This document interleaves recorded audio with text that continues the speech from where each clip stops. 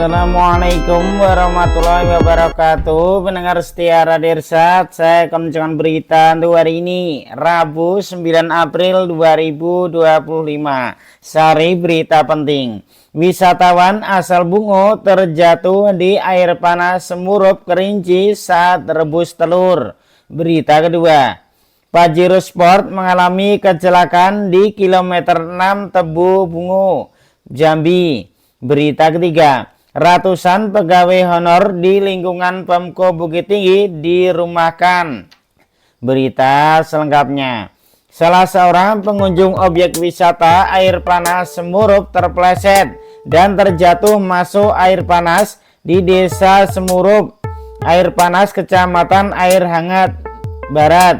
Informasi yang diperoleh, kejadian pada hari Jumat sekitar pukul 11.00 waktu Indonesia Barat. Beruntung cepat ditarik oleh wisatawan lainnya, namun korban mengalami luka serius hampir seluruh tubuh yang terkena air panas. Korban mengalami luka bakar serius di seluruh badannya hingga kaki.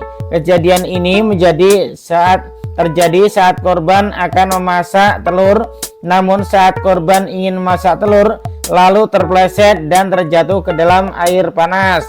Salah seorang pengunjung bernama Doni kepada media membenarkan kejadian tersebut.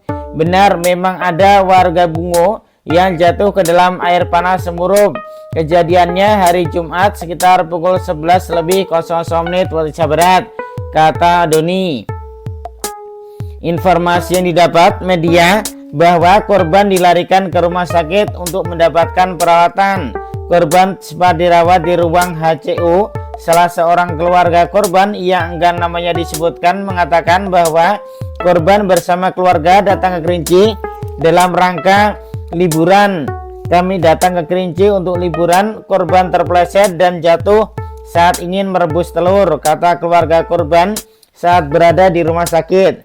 Kepala UPTD Pariwisata Dinas Pariwisata Kabupaten Kerinci bernama Usman saat dikonfirmasi juga membenarkan hanya saja kejadiannya bukan di objek wisata air panas yang dikelola oleh Dinas Pariwisata.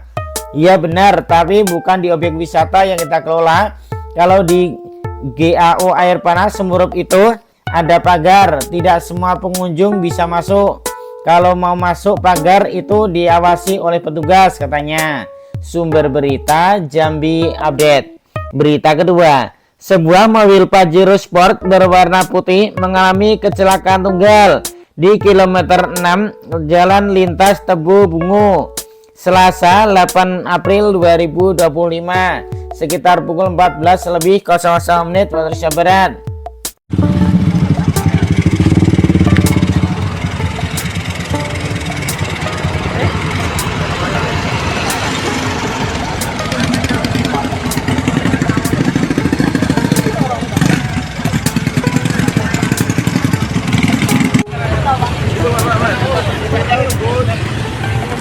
Beruntung dalam peristiwa tersebut tidak ada korban jiwa, namun bagian depan kendaraan mengalami kerusakan parah akibat benturan.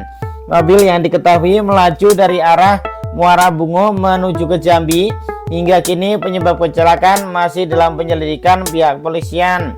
Seorang warga sekitar bernama IM mengatakan dirinya mendengar suara benturan keras sesaat sebelum mengetahui terjadinya kecelakaan. Saya tidak melihat langsung kejadiannya, tapi terdengar suara benturan yang cukup keras, katanya. Warga yang berada di sekitar lokasi langsung mendekat dan memberikan pertolongan kepada penumpang di dalam mobil. Ada 2 orang di dalam mobil itu, 1 perempuan dan 1 laki-laki. Alhamdulillah keduanya selamat, ujarnya. Tidak ditemukan luka serius pada kedua penumpang. Saat ini pihak kepolisian tengah melakukan evakuasi terhadap kendaraan tersebut. Kasat Lantas Polres Tebu AKP Ari Sunaryo membenarkan kejadian tersebut. Benar, korban hanya mengalami luka ringan, ujarnya singkat. Sumber berita Tribun News.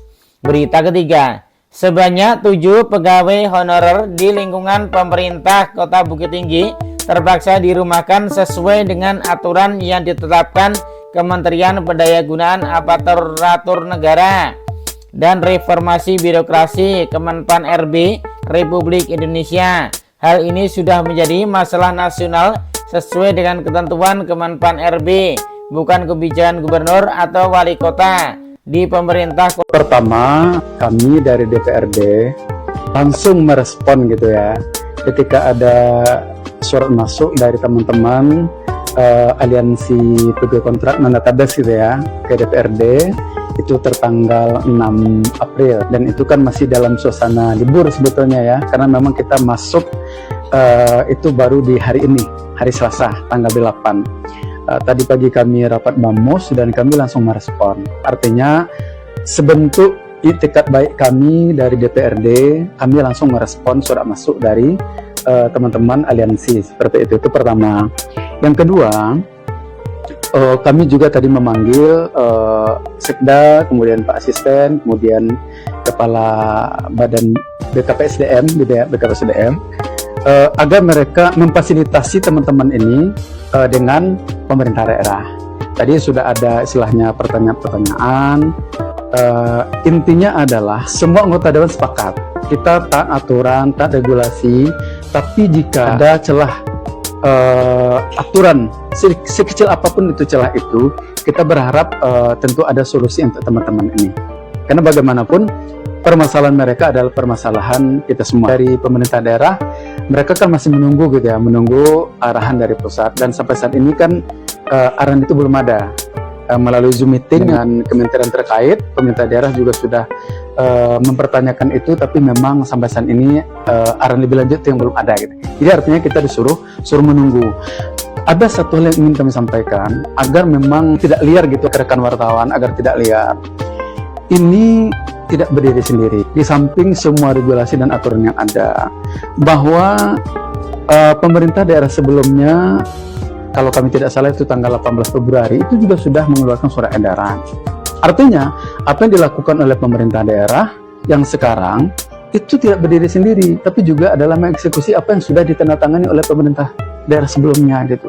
Karena memang penyelenggaraan pemerintahan daerah itu kan tidak bisa istilahnya stagnan ketika umpamanya ganti kepemimpinan berhenti, kan tidak bisa seperti itu, dia berkelanjutan begitu, berkelanjutan.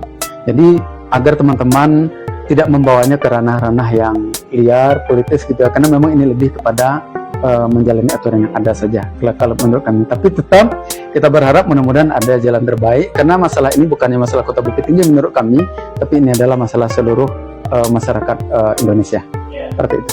Kota Bukit Tinggi tercatat sebanyak 947 tenaga honor dari berbagai SKPD yang belum masuk database.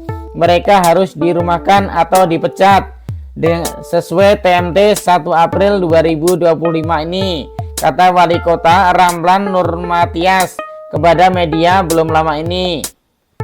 Ia menegaskan hal ini terpaksa dilakukan karena pemerintah Bukit Tinggi tetap komit mematuhi Undang-Undang Nomor 20 Tahun 2023 tentang Aparatur Sipil Negara.